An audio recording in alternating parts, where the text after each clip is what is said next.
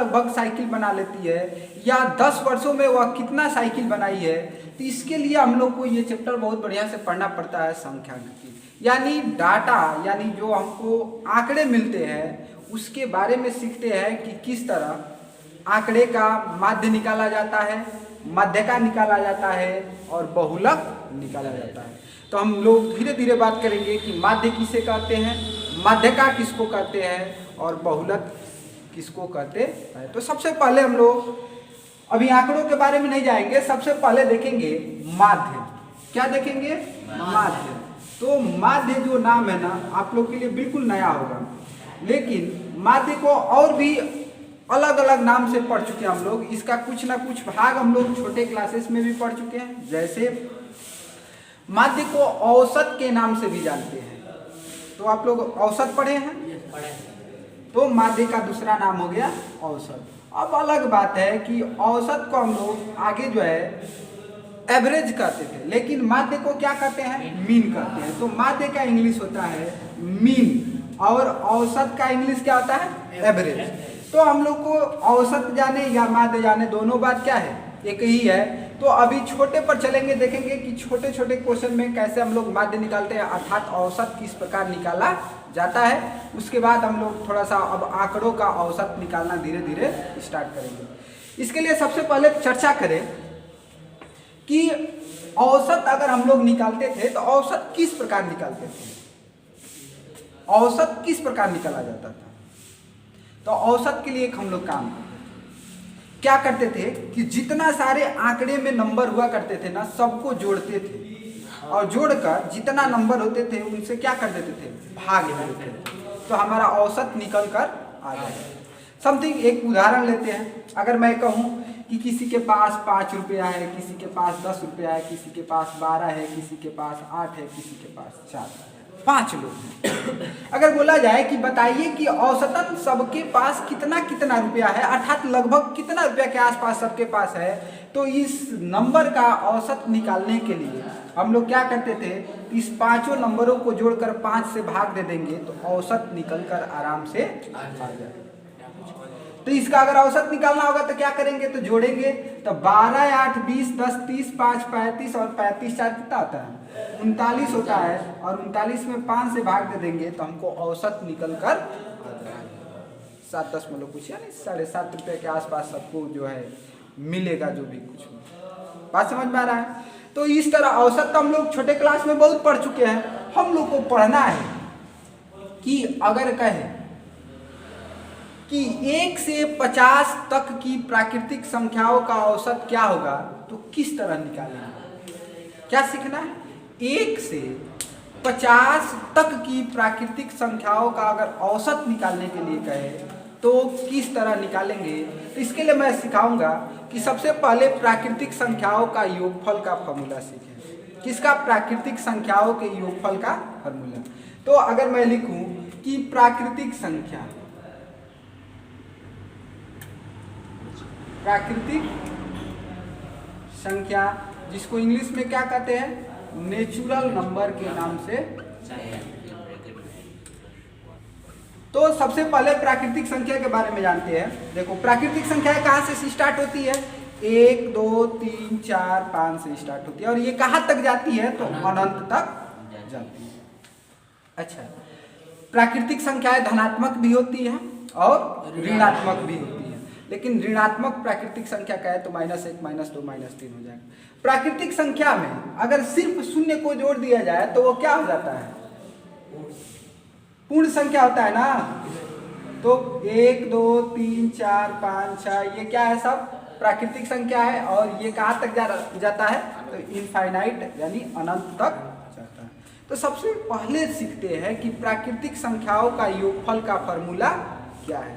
तो मैं आपको एक फॉर्मूला लिखा रहा हूं कि n तक की, क्या लिखा रहा हूं? n तक की प्राकृतिक संख्याओं का योगफल, प्राकृतिक संख्याओं का योगफल।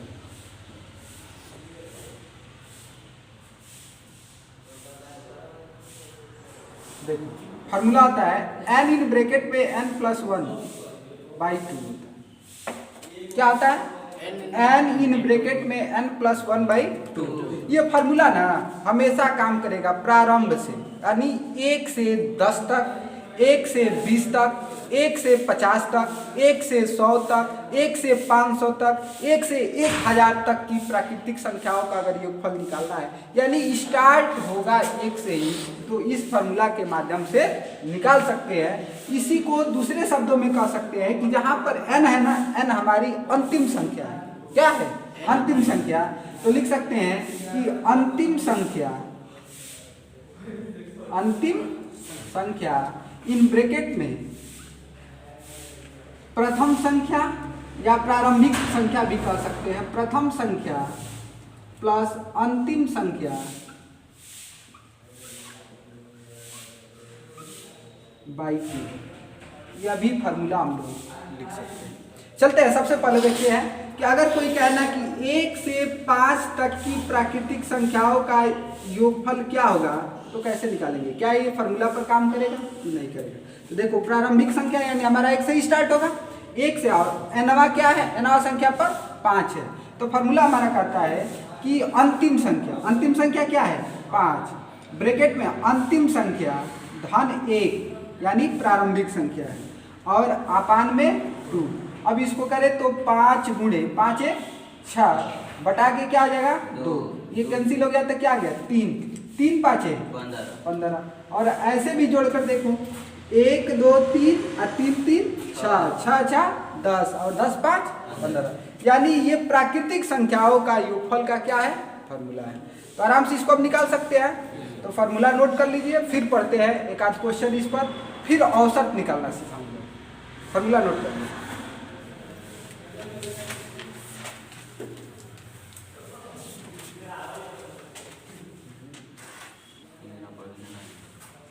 नोट हो गया? चलो अब देखो, इस पर हम लोग देखते हैं 2-4 क्वेश्चन और बात करते हैं। अगर कहे 1 से 1 + 2 + 3 + 4 + 5 + ... +20 तक का अगर योगफल पूछता है तो क्या बताना? निकालो जल्दी। 1 + 2 + 3 + 4 + 5 अगर 20 तक का योगफल पूछता है तो क्या बताएंगे? 20 हल करो जल्दी, कॉपी पर। 210। देखो, हमारा फार्मूला था n इन ब्रैकेट में n+1/2 था, तो इस फार्मूला पर रखेंगे तो अंतिम संख्या क्या है? 20, और ब्रैकेट में क्या आ जाएगा? 20 + 1 बटा के 2। अब ये हो जाएगा 20, ये 20 1 21, गुना का चिन्ह होगा ना, 21 बटा के 2 कटा देंगे तो कितना बार में? 10 बार में। अब 21 दाह में 210, तो कहाँ से 220 आ गया जी? किसका है? 10 आया। चलो ठीक है, तो 210 क्या हो गया हमारा? अगर कहे कि 1 से 50 तक की प्राकृतिक संख्याओं का योगफल क्या होगा तो क्या बताएंगे? बोलिए क्या? 1 से 50 तक की प्राकृतिक संख्याओं का योगफल, इसको बस 50 कर दिया। 650। बढ़िया सोच लो। 650 गलत है। हाँ गलत। 1275। 1275, तुम्हारा भी सही कुछ नहीं लग रहा है। सही नहीं है?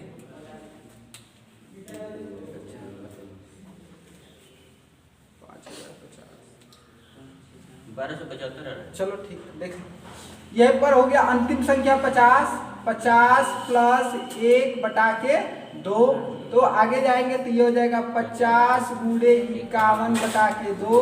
ये कैंसिल कितना बार में? 25 बार में।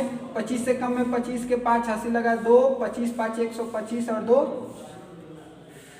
अरे भाई 125 2 127 होगा ना, 1200। वही तो आया। चलिए ठीक है, बढ़िया। यहाँ तक कोई परेशानी नहीं ना है? औसत निकाले या माध्य निकाले? क्या निकाले? औसत निकाले या माध्य निकाले, दोनों बात एक ही है। अब कहेंगे कि देखो, माध्य या औसत बराबर क्या हो जाएगा। तो ये माध्य का है, तो प्राकृतिक संख्या का माध्य निकालना हम लोग लिखते हैं हेडिंग डायरेक्ट। क्या लिखते हैं? प्राकृतिक संख्या का प्राकृतिक संख्या का माध्य। तो क्या हो जाएगा फॉर्मूला बाबू? देखो, माध्य निकालना है तो पहले तो प्राकृतिक संख्याओं का योगफल फॉर्मूला हो गया n इन ब्रैकेट में n प्लस 1 अब बाई 2। अब देखो, माध्य निकालना है तो माध्य या औसत में बताया कि जितना संख्या होता है ना उतना से भाग दिया जाता है। अब इसमें कितनी संख्या है? n है। तो n से भाग देना पड़ेगा। तो n से n क्या हो जाएगा? NC। तो फॉर्मूला क्या बना? n plus 1/2। फॉर्मूला क्या बन गया? n plus 1/2। यानी अब अगर क्वेश्चन आए कि एक से 5 तक की प्राकृतिक संख्याओं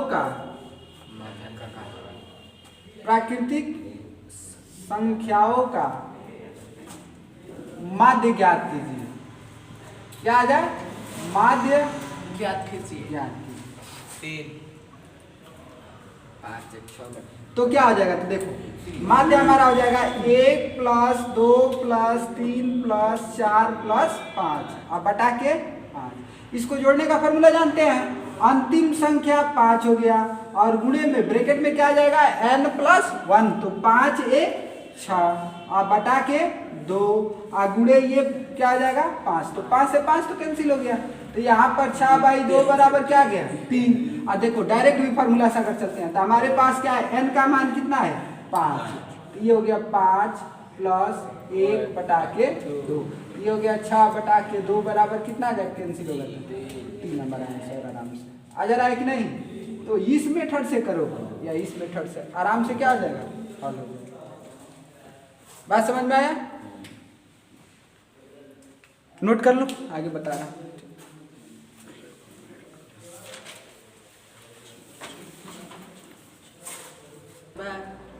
यूट्यूब उससे बढ़िया है। चलो इसको बताओ, यहाँ पर अगर मैं कर दूं 5 ना करके अगर इस क्वेश्चन को मैं कर देता हूँ 1 से 50 तक की प्राकृतिक संख्याओं का माध्य ज्ञात कीजिए। हाँ, तो क्या जवाब देंगे? मेरे पढ़ाने के बाद इतना धीरे तो जवाब नहीं आना चाहिए। 25 हो गया ना कितना बोले? 25.5 होगा।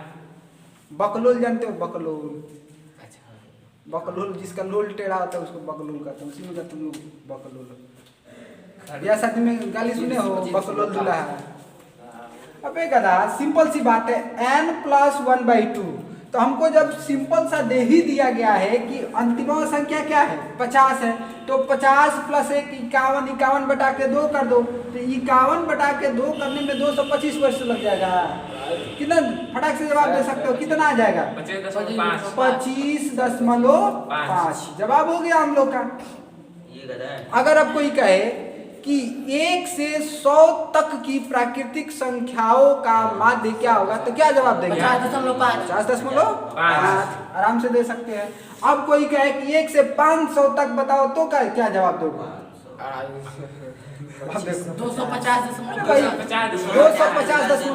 250.5 यानी सिंपल सा बात निकल कर आया कि अगर प्राकृतिक संख्याओं का आज के बाद कोई माध्य पूछे या योगफल पूछे तो मुझे लगता है कि कोई परेशानी नहीं होनी चाहिए। हो जाएगा कि नहीं? हो जाएगा। तुम बोलो 1 से 20 तक की प्राकृतिक संख्याओं का माध्य क्या होगा? 10.5। बढ़िया से पढ़ो नहीं तो तुम्हारी बीबी भग जाएगी। चलो आगे देखो। अब प्राकृतिक संख्या में कोई परेशानी नहीं ना है। इसके बाद थोड़ा सा हम लोग पढ़ते हैं ना सम संख्या। किस संख्या के बारे में? सम संख्या। सम संख्या को इंग्लिश में क्या कहते हैं जी? Even number.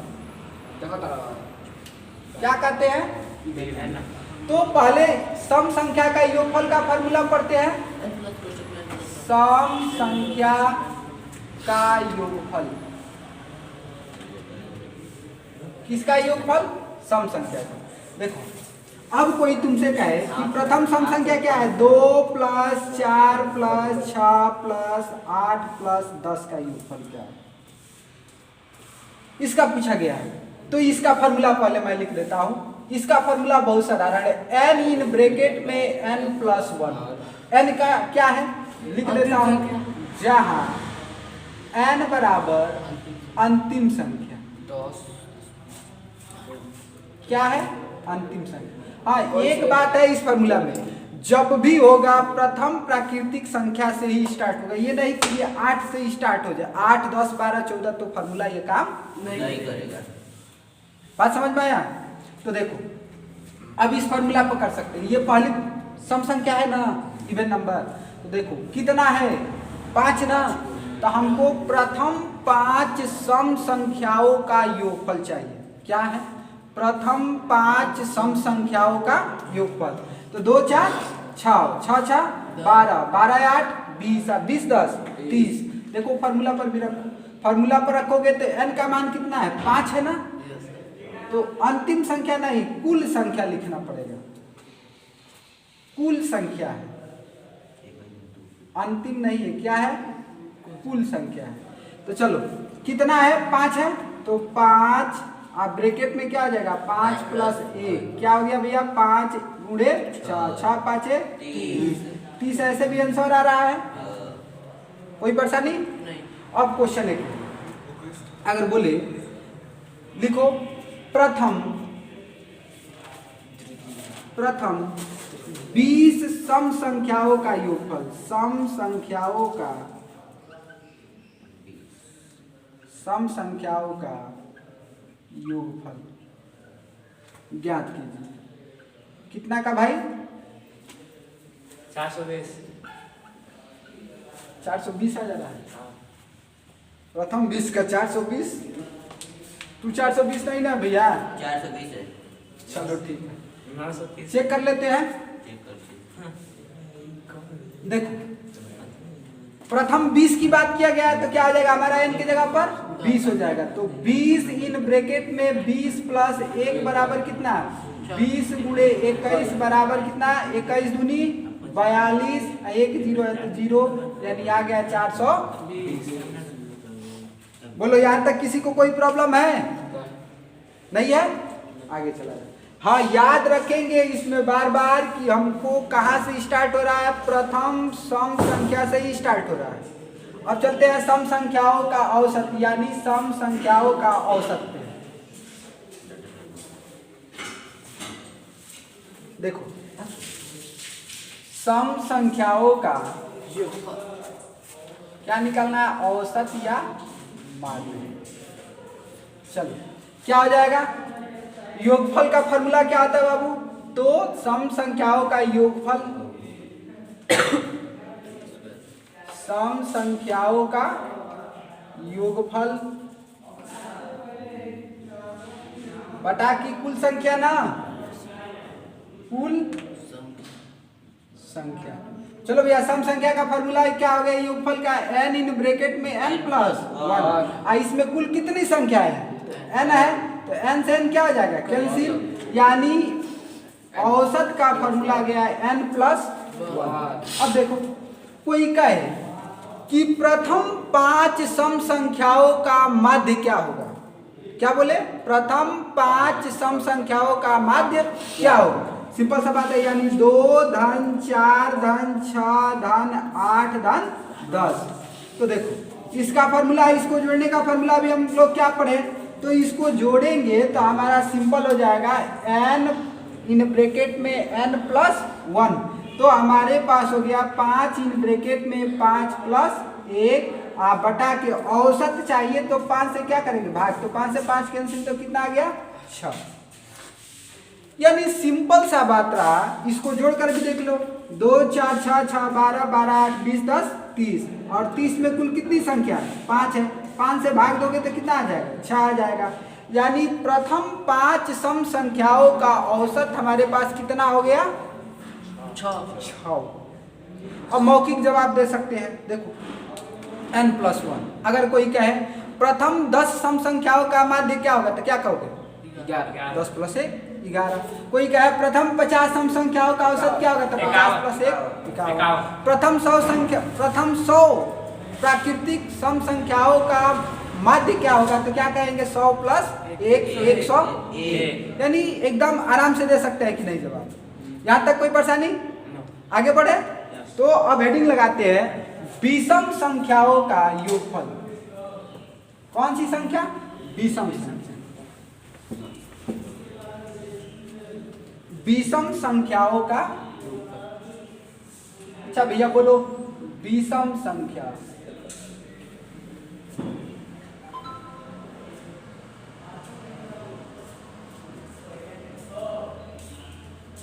योगफल होता है इसका n स्क्वायर।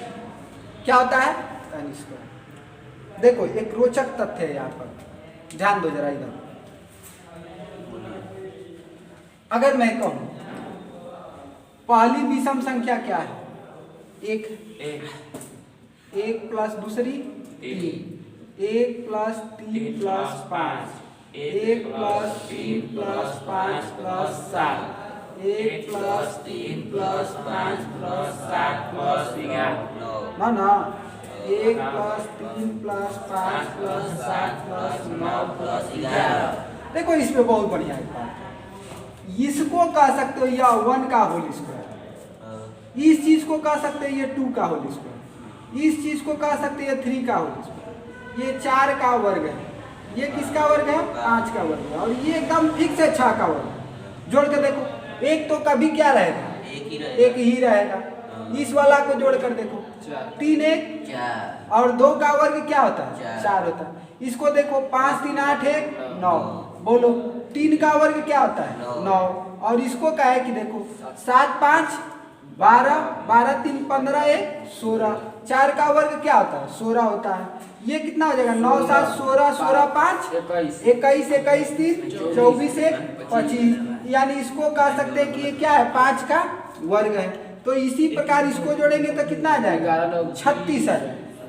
जोड़ लो, 11 9 20 7 27, 27 5 32, 32 3 35 1 36। यानी हम लोग जब छोटे क्लास में पढ़ते थे तो वर्ग याद करते थे। क्या याद करते थे? वर्ग। तो अगर तुमको वर्ग याद है तो तुम आराम से प्राकृतिक संख्याओं का, प्राकृतिक नहीं विषम संख्याओं का योगफल भी बता सकते हो, लेकिन सदैव कहाँ से? प्रारंभ से। बोले प्रथम 5 विषम संख्याओं का योगफल क्या होगा? 1 2 3 4 5। देख रहे हैं योगफल कितना आ जा रहा है? 5 का वर्ग 25। अगर कहे कि प्रथम 6 विषम संख्याओं का योगफल क्या होगा? तो 6 का वर्ग 36।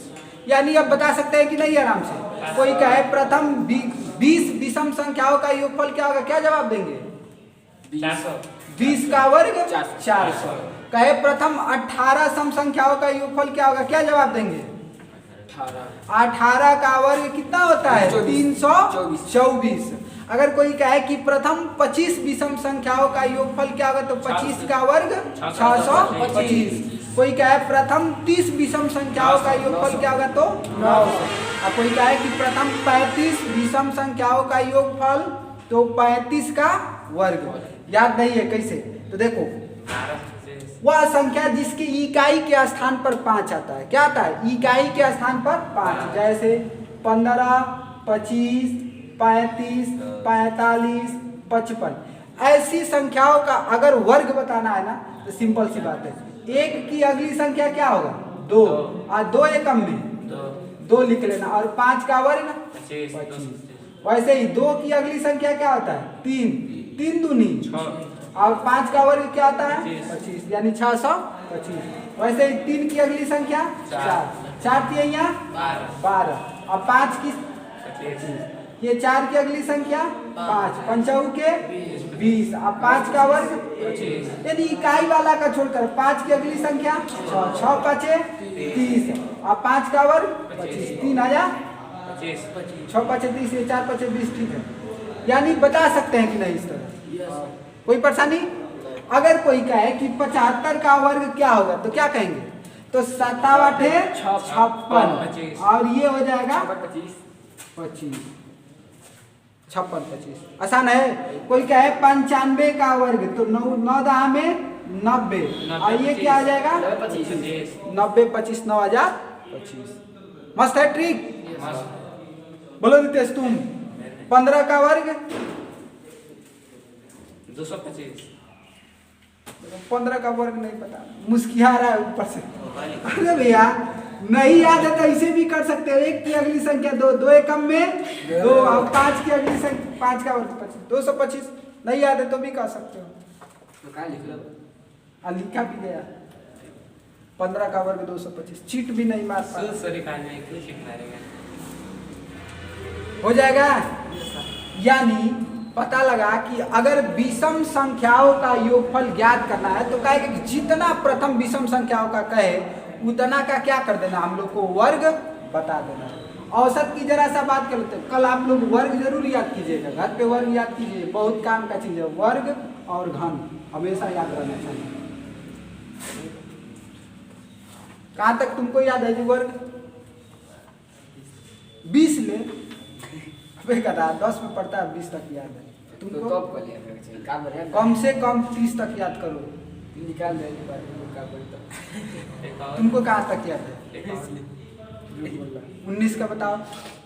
362 बाप रे बाप। ऐसे भी सोच कर रहा है 19 का वर्ग बताएगा तो 99 81 होगा, इकाई के स्थान पर 1 आएगा और तेरा 2000 है।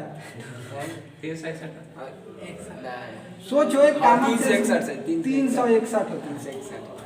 17 का बताओ।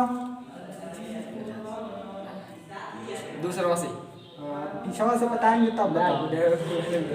तुमको कहाँ तक याद है? 15 तक महान हो। तुमको 10 तक यार 10 तक। ठीक ठीक ऐसे ही पढ़ो, याद करो इसको कम से कम कहाँ तक? 30 तक याद करो। कम से कम 30 तक। देखो अब थोड़ा सा इसका बात करें, विषम संख्याओं का माध्य। क्या बात करते हैं? विषम संख्याओं का माध्य। इधर देखो, माध्य में क्या हो गया? ये योगफल हो गया और कितनी संख्याएं हैं? n है तो n से एक n क्या हो जाएगा? कैंसिल। तो विषम संख्याओं का माध्य का फॉर्मूला हो गया n। यानी कोई कहता है कि प्रथम 5 विषम संख्याओं का माध्य क्या होगा? तो 5 ही होगा। कोई कहे कि प्रथम 10 विषम संख्याओं का माध्य क्या होगा? तो 10 ही होगा। कोई कहे प्रथम 50 विषम संख्याओं का माध्य क्या होगा? तो 50 ही होगा। इसमें कोई परेशानी? तो अगला चीज कब पढ़ेंगे? अगले दिन। Next day. ठीक, फिर मिलेंगे नेक्स्ट डे नेक्स्ट एपिसोड में। Thank you, have a nice nice day. Day.